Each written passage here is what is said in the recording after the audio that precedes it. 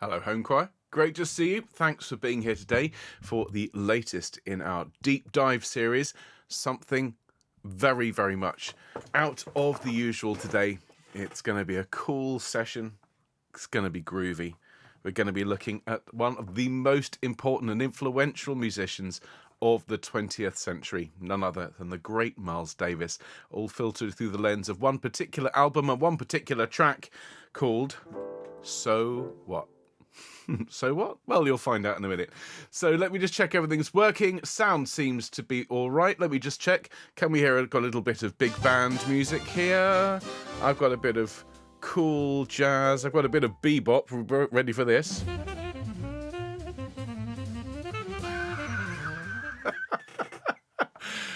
I have to say, I played these tracks yesterday to some of the children in the school that I volunteer in. And what's wonderful is you can always rely on kids to give you an honest and very physical reaction to music. So when I played them this, you can just imagine they started swaying. What do you think these 6, 7, 8, 9-year-olds did when I played this? Exactly. They went absolutely nuts. Well, that's bebop for you. We're going to explore that and more besides.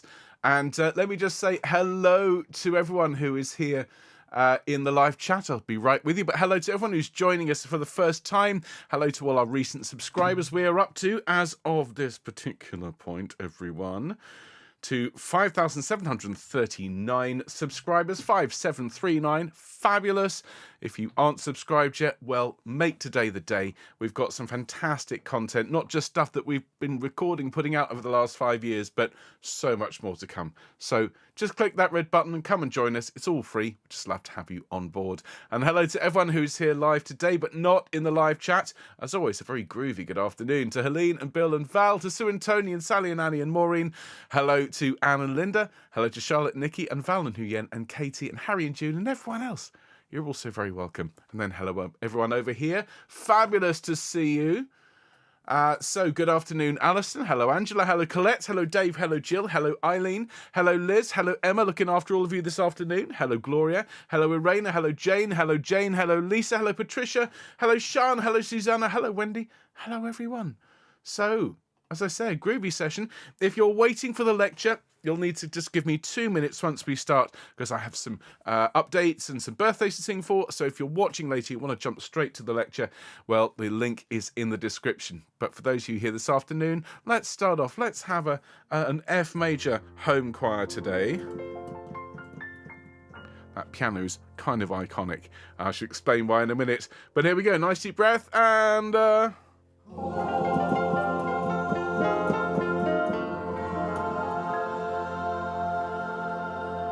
Fabulous.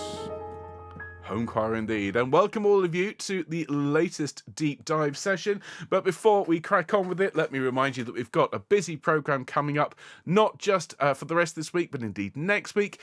This time on Friday, we'll be singing a Beatles-themed Fun Friday, looking at, well, the new song with a little help from my friends. We'll be singing Hey Jude. We'll be singing Blackbird. Lots and lots of fabulous songs. So do join me on Fun Friday. And then next week, as we are travelling round and it's half term, we're going to have a few reruns for all of you. And so you're going to have the fascinating story of Vivaldi's Gloria. That is your Monday 11 a.m. session. You've then got John Bennett's Weep, O Mine Eyes choir teaching session from a few months ago. And then, of course, Fun Friday is going to be the one with the stolen horn, the Flanders and Swan, Ill Wind.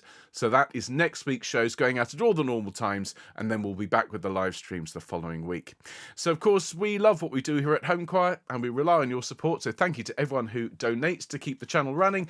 And if you want to find out how we're doing and what we're doing, then you need to sign up for our newsletter, which again is completely free. Just go along to homechoir.org, click newsletter, sign up on the menu, fill in the form, and you're done. That's all it is. It's all free. We'd just love to have you come and join us. And if you do tell us when your birthday is, as Samantha and Sheila have done, well, we will sing you happy birthday when your special day rolls around. And it's Samantha's birthday today and Sheila's birthday tomorrow. So let's sing for those two lovely home choristers. Ready? After two. 1, 2. Happy birthday to you.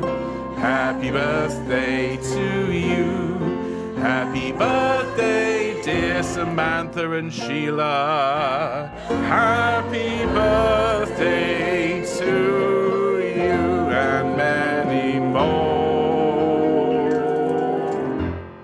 Many, many happy returns of the day to both of you, and indeed to anyone celebrating over the next couple of days. A bumper birthday edition to look forward to on Friday. But for now, everyone, it's time to chill out. Time to lay back, time to be cool, because we're going to be looking over the next half hour at one of the most important musicians of the 20th century, none other than the great Miles Davis. Now, I don't know if you are a follower or a fan of jazz music. It's one of those things, we know the sound of jazz, but for many people, they've never really engaged with it. They don't know the different styles. They don't know the history. So before we look at how Miles Davis transformed jazz, and he absolutely did, let's have a little bit of a potted history lesson of the art form itself. Now, jazz, well, it originated in New Orleans in the USA in the late 19th and early 20th centuries. Bearing in mind that what was going on there culturally at the time was a melting pot of cultures, including, of course, the music of African slaves, the American musical traditions, and indeed European musical traditions. What we saw was a kind of collaboration, a collocation of all these different sounds and styles, all in New Orleans. And the reason it took place here is that this is one of the places where black people were allowed to congregate and make music. In other places in the USA, that was not so allowed. So this was why New Orleans and then subsequently Chicago were the hubs, really, of the development of the art form. And here is an early recording from the very early 20th century.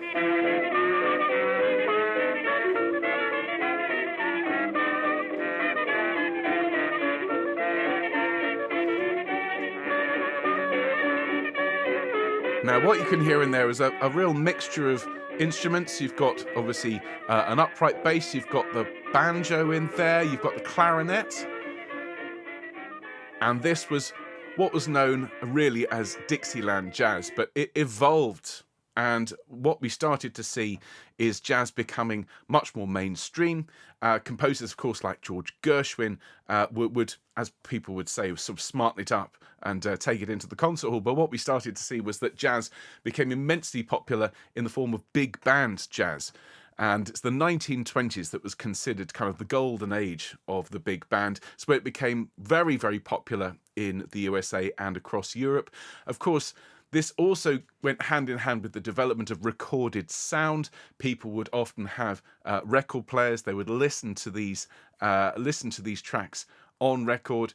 And so you started to see in the Roaring Twenties, alongside Prohibition and speakeasies and flappers, you started to see jazz music being driven into the mainstream. It was much more laid back. It encouraged dance. It was a much more vibrant and modern sound compared to the, frankly, rather staid and classical sounds that people were used to listening to. And this made overnight success stories of great characters and musicians that we still know today, like Louis Armstrong, Duke Ellington and Count Basie. And a big band, or as it's commonly known, a jazz orchestra, is a type of musical ensemble that brings together groups of musicians in sections. And just as with a classical orchestra, you have kind of families being lumped together. Now, in a classical orchestra, you'll have a string family, you'll have woodwinds, you'll have brass, you'll have percussion. In a jazz orchestra, in a big band, you'll have four sections generally. You'll have saxophones of different sizes. So you might have soprano saxes, altos, tenors, baritone saxes. You'll have trumpets. You'll have trombones, again, different sizes. And you'll have a rhythm section, usually a drum kit leading that, sometimes with more than that, though. And the big band sound is really kind of distinctive. Here's a little bit of big band. Now, I don't know about you, I can't hear music like this without my shoulders going.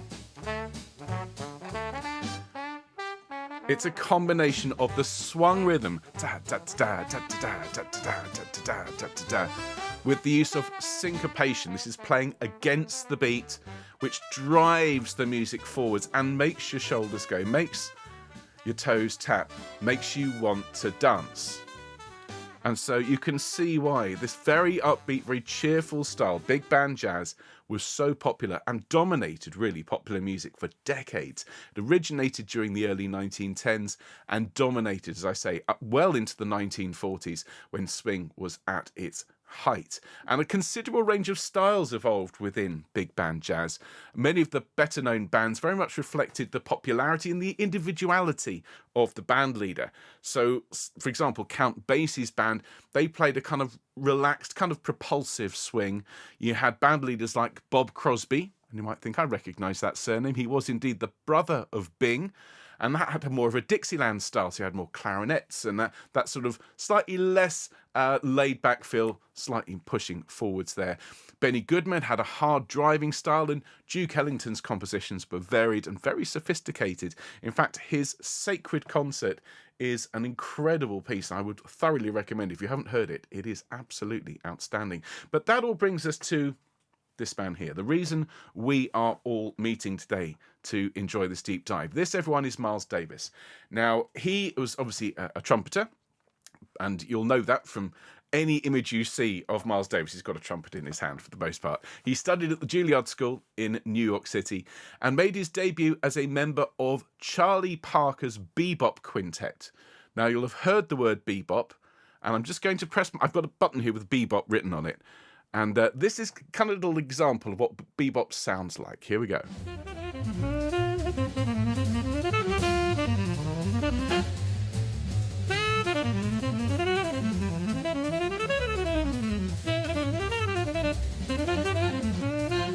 Now, if I had to ask you to describe this sound, I think we'd all immediately say fast. You'd say complicated, difficult, furious, moving quickly. These are all definitions of bebop. And Miles Davis was an extraordinary bebop artist. Charlie Parker, otherwise known as Bird, he was one of the pioneers of the bebop style. And this was a popular, but kind of still at the same time, kind of a niche style of jazz in the late 1940s going into the 1950s. The real issue that I have with bebop, and indeed I think a lot of people have, is it's not very relaxing to listen to. It's not very easy to listen to. It's very propulsive. It moves forwards. It makes you feel kind of jittery, and it's not very mainstream. And this often happens, in fact, with musical styles when they first develop. The early proponents of the style produce kind of the defining versions of that music, but they're often quite simple. And as the style evolves, more and more musicians come along and they develop the style to the point that it cannot get any more complicated. At that point, it needs to reset. If you consider Baroque music, of course, the end of the Baroque era, you've got Bach and his musical offering and the art of fugue, which are about as complicated as the style could get before it then needed to reset into the classical era. If you look at rock and roll in the 1950s and how that developed into prog rock in the 1970s with bands such as Yes and Genesis, to the kind of sound that is amazing and overwhelming and complicated, of course, that would then need to be reset in the 1980s. So bebop was kind of one of those moments. Very, very complicated, very, very fast, very complex. And you would describe it as a hot sound. Okay, you can have hot jazz and you can have cold jazz. Now, bebop is fast, as we've said. It's loud, it's heavy, it's angular. Okay, the shapes of the musical phrases are kind of spiky. They jump around. It's high-pitched, it's high energy, it's very, very dense. And Charlie Parker, as seen here, he was one of the real key leaders of this art form. It emerged in the 40s. It was popular, as I say, in New Orleans and Chicago, but it requires immense skill and technique. It's actually really quite hard to get your head around it. Now, what you find in bebop is these very virtuosic lines. You've got to be an incredible player on your instrument. You need to know all your scales.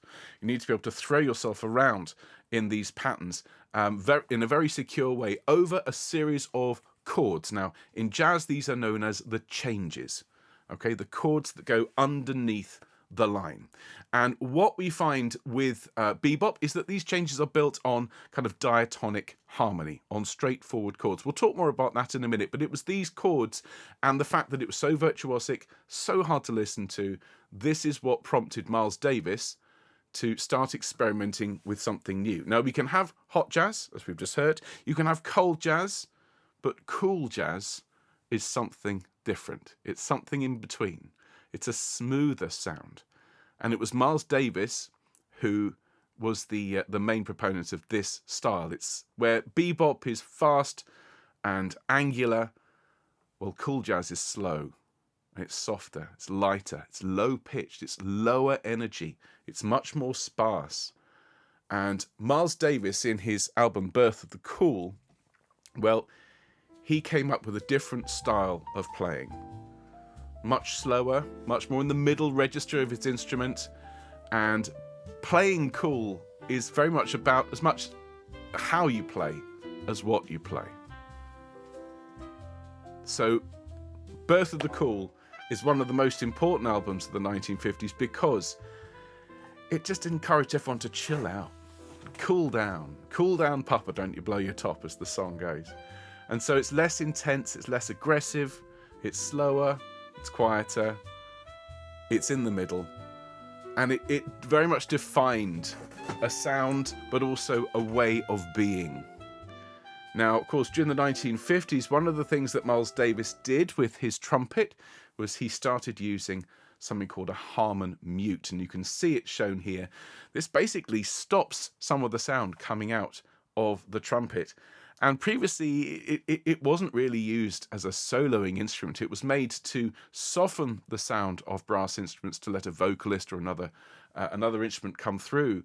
But Miles Davis made this part of the cool sound and part of the character of his playing. It allowed him to talk through his instrument. It became really part of his signature sound for the rest of his career.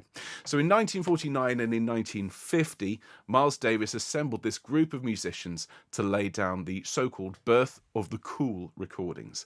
And the Birth of the Cool was really innovative because, well, for one thing, it was put together by a larger group. One of the things about bebop is you generally only have 4 or 5 musicians in a bebop quintet.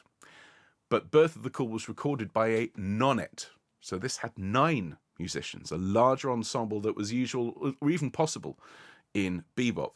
It was very influenced by classical music in its forms and its arrangements. It didn't just rely on straightforward blues forms, which are usually what we would call A, where you have a pattern, you repeat it, you change it, and then you bring the original pattern back. It was very influenced by chamber music and its sound because it was trying to do something different to bebop, which was all about that fast, furious, virtuosic tonality and texture. And rather than playing the head chorus in bebop, and in unison, which I'll explain a bit more. In fact, here's an example. This is a bit of Charlie Parker from 1952. And just have a little listen. There's an introduction.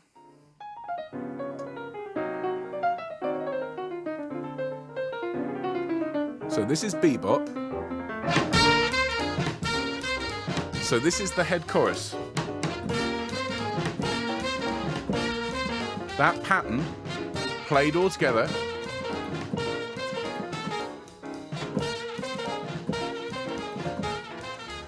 So that is a typical head chorus. It's called the head because it's at the start. And in order to go back to the head, you tap your head to show the rest of the musicians you're going back there. Now what follows is fast improvisation over a 12-bar blues pattern. Now, for those of you that aren't familiar with these terms, improvisation just means you're making it up, but you're not making it up completely freely, just willy-nilly. That would come later with the music of Ornette Coleman. Now, what you have with improvisation is you have these changes, you have these chords. And I mentioned the 12-bar blues,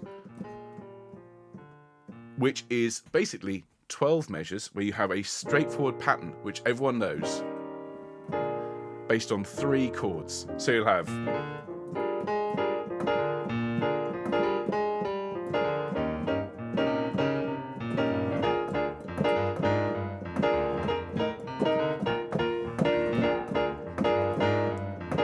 and then that pattern repeats. And over the top of that, you have improvisation.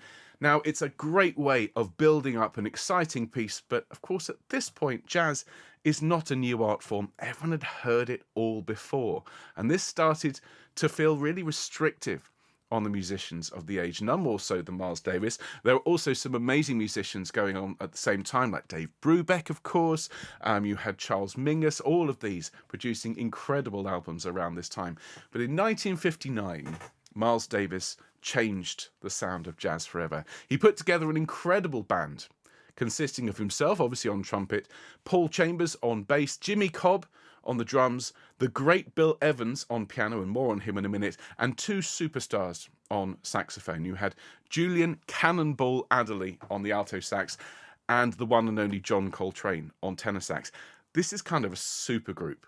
This really is. These are the absolute best of the best, all playing together. And this was to be one of the most important albums in the history of jazz because of its use of something called modal jazz. Now, modal jazz was born to solve a problem, which we've already mentioned today, which is that with bebop and even cool jazz, all the styles that followed bebop, there are only so many different chord progressions that you can make using straightforward diatonic harmony, where you have major chords and minor chords, and it had all been done. It had all been heard, and you can only improvise a certain way using these straightforward chord patterns. And of course, what musicians want to do always is to try and find new sounds. And so Miles Davis, via his pianist Bill Evans, became familiar with the work of George Russell. Now, this particular tome, bit of light reading if you want to go and buy it, is called The Lydian Chromatic Concept of Tonal Organization. Bojamai. It really is. It's not light reading. But this chap here, George Russell, he believed that the dominant function in jazz is the driving force behind all harmonic motion, the feeling of dominant chords, dominant melody moving forwards. So he started focusing on what was called the Lydian mode. Now, modes, in short, are patterns of notes originally discovered and written about and used by the ancient Greeks. In short, if you sit at a keyboard and you play the white notes between C and C, you get a major scale, but it's a mode. If you start on D and play all the white notes, you get a scale. It doesn't sound major or minor. It's a different shape. That's the Dorian mode. Okay? Then we have the Phrygian mode. And if you start on F, you get the Lydian mode. And it's basically the same shape as a major scale, except the fourth is raised. If I play what's on screen here, you can hear it sound sort of super major because of that F sharp, which is why Danny Elfman uses it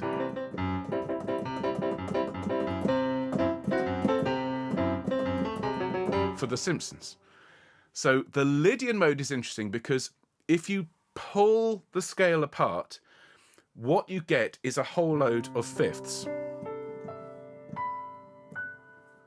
So if I go from C to G, it's a fifth, and then to a D, and then an A, and an E, and a B, and an F sharp. And then if you stack those, you get this chord, which is C major 13 with a sharpened 11th. And that is a really, really interesting chord. This is a different sound to the traditional sounds of bebop and big band jazz.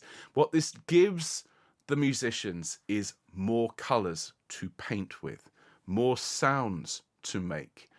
And if you compare that with a tonal sound, this is much more traditional, this is much more sort of bebop and big band.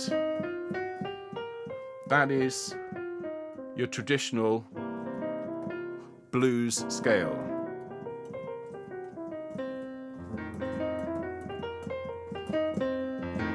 We've all heard that sound before. And the chords underneath have a kind of movement to them. You can hear where it's going. And you can improvise over the top of that.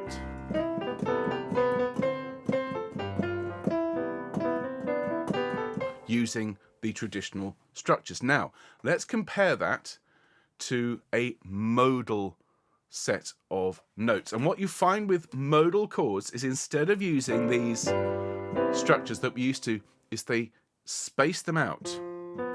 So if we look at this chord here, we've got F, B, E and A. Now, you've all heard that before. You've all heard that sound. But it's not major, it's not minor. It's cool. And what this gives you is much more freedom, much more flexibility, a different kind of sound. It does create a suspended sort of vibe. It's simplified. It allows the musicians like Miles Davis to focus much more on the creative side and have far fewer restrictions, because you're not having to fit to chords.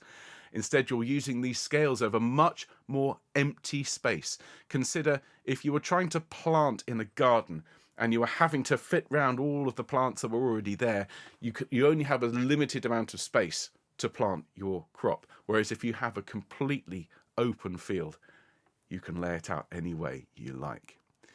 So let's return to Kind of Blue, because this was one of the first albums to utilize this particular style, modal jazz. It was recorded in 1959 in 2 sessions. On March the 2nd, 1959, where they recorded the A-side, which consisted of Freddie Freeloader, Blue and Green, and So What, which we'll be looking at in a minute. And on April the 22nd, they came back and they recorded All Blues and the Flamenco Sketches, which is going to be a really important track later on. Now, this was fairly typical for Miles Davis. There was almost no rehearsal involved. The musicians had very little idea as to what they were going to record on that day. They just turned up. Miles Davis told them what they were going to do. They literally just sort of had to play around, and then they hit record. Miles Davis believed, as many musicians did at the time, in first thought is best thought. Rather than slavishly practicing and getting all these lines absolutely perfect, it was what comes out, comes out. And really, that comes across in A Kind of Blue, because so many of the tracks were single takes, no rehearsals, no cuts, just one take, done. And you consider, when you listen to this album, just how complicated, just how amazingly well this flows. This does show the quality of these musicians. Now, once the musicians were there, they were recording, and they came up with this first track, the heart of the album, which is called So What. And you've heard this. This is an iconic track in the world of modal jazz. And even before you press play, but even before you listen to So What, there's a world of meaning in that title, isn't there? If you consider what cool jazz and modal jazz in particular were trying to say to the world, it's got a kind of hostility to it. So what? If you think about so much of the movie making, so much of the rebellion going on, what have you got? Easy Rider. There's a huge amount of cool, laid back. So, the world can go and do what it wants to do. I'm just going to sit here with my sunglasses on. And it's no accident that Miles Davis, after this particular era of his life, would go on to define so many other forms of music, including rap at the end of his life, because he was, at the end of the day, a rebel. Let's have a little listen to the opening of So What, and then we're going to dive into what makes this piece so special. Here we go.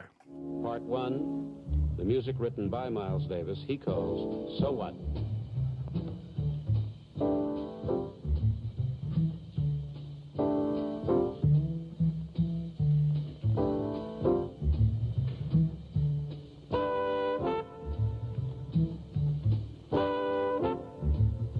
And what's it saying? So what?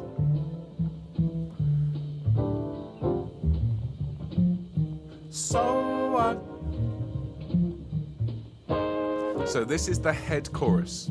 And notice they're not in unison. They are moving together, but they're playing chords. Now, improvisation coming very soon. But the chords are not moving as you would expect. Okay, here goes Miles.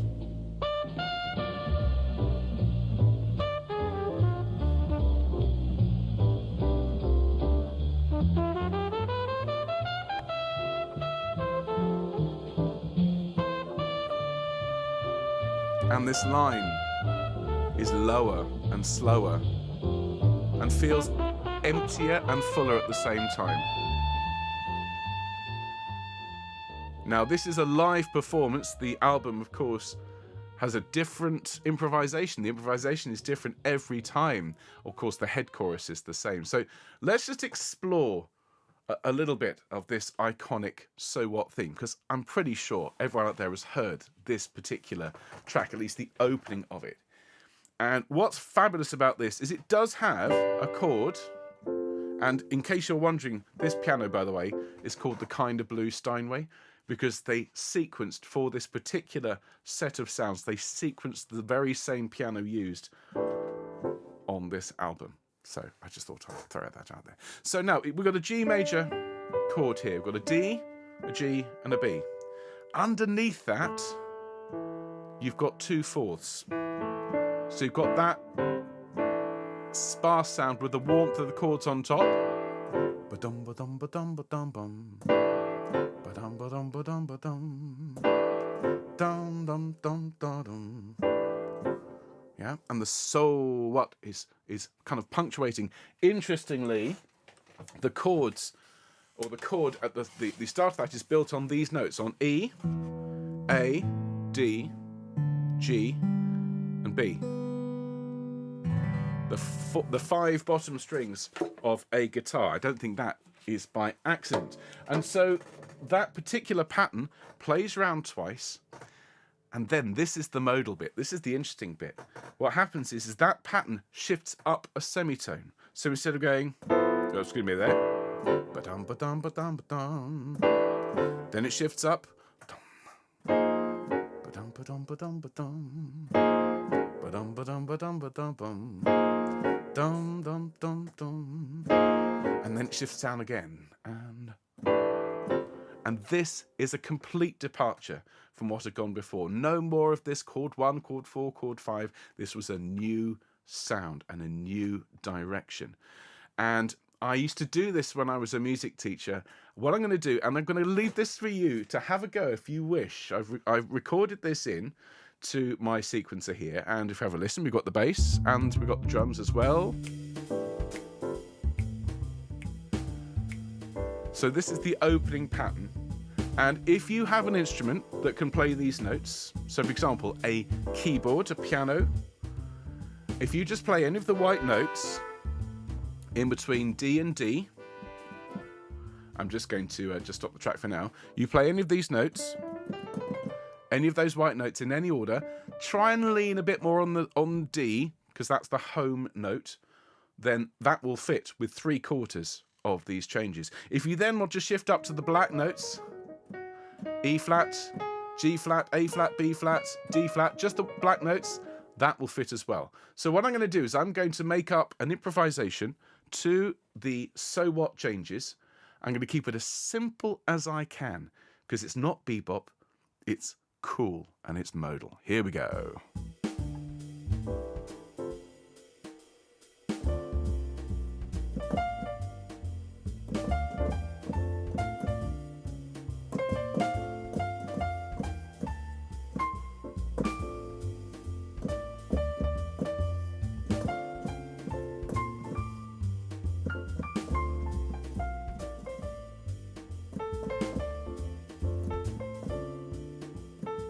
Now we're going to move to the black notes here.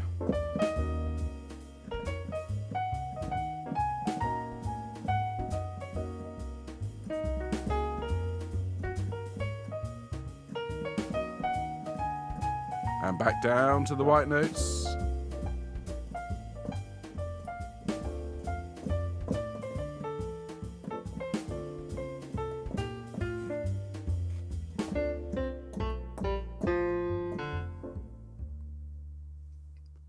And you can see the fun you can have with this relatively simple pattern, but it's so different from the jazz that had gone before. It really did change the world of this particular style. Now, Miles Davis wasn't done. He would go on to record some incredible albums. This is ESP. It's from 1965. This was a new group, a new quintet. And the saxophonist, a guy called Wayne Shorter, he contributed a track to this called ESP, but it was basically inspired by the idea that this group was so good that they seemed to communicate by mental telepathy. They didn't need to talk, they would just play. Agata from 1975 was a live album. This starts to incorporate African and funk rhythms. So Miles Davis is constantly reinventing himself and reinventing music. This one, I have to say, alongside Kind of Blue, which I want you all to listen to and enjoy, listen to Sketches of Spain as well. Produced just the year after Kind of Blue and very much inspired by the Flamenco Sketches track from Kind of Blue. This contains almost half the record is taken up with a jazz version of the Concerto de Aranjuez, the guitar concerto by Rodrigo. It is exquisite. It's so, so good. And it uses elements of modal jazz mixed in with the Spanish sound. It is incredible and well worth listening to. Now, of course, in the 1970s, there he is. Miles Davis moved away from traditional jazz into kind of jazz fusion and came up with albums like On the Corner and Bitches Brew, which is a groundbreaking album, controversial amongst jazz purists. He collaborated with musicians like Herbie Hancock and Chick Corea and influenced fusion and funk artists. In 1975, he retired abruptly, suffering from health issues and depression, but then came back in the 1980s with an album called The Man with the Horn. And then in the 1980s, he embraced synthesizers. I mean, what a career this man had. He worked with bands like Toto, collaborated with Prince, and even managed to put on concerts in the 90s alongside Quincy Jones, revisiting his earlier work. He was incredible. He inspired so many musicians. We're still unpicking Miles Davis's influence to this day. He was an extraordinary musician whose sound and influence shaped the sound of the 20th century and beyond. I cannot recommend his work highly enough to you. Start with Kind of Blue, listen to Sketches of Spain, and then enjoy, because his music is well worth the work. So everyone, if you've enjoyed this, do please consider looking at some of our other deep dives. There are nearly 50 of them on the Homechoir channel, covering all sorts of different subjects, from classical music to film music too, as you've heard today, jazz. And if you have enjoyed this, do please remember to subscribe to the channel. Do give us a thumbs up if you're here watching live. Do leave us a comment underneath if you're watching later. And do feel free to send it to someone who you think could do with a smile and certainly a bit of cool music. So I look forward to seeing you on Friday, everyone, as we have our Beatles-inspired Fun Friday with a little help from my friends. And next week, you've got a great programme of reruns before we're back with live shows before you know it. So everyone, stay cool, stay chilly, and I'll see you soon. Take care. Bye.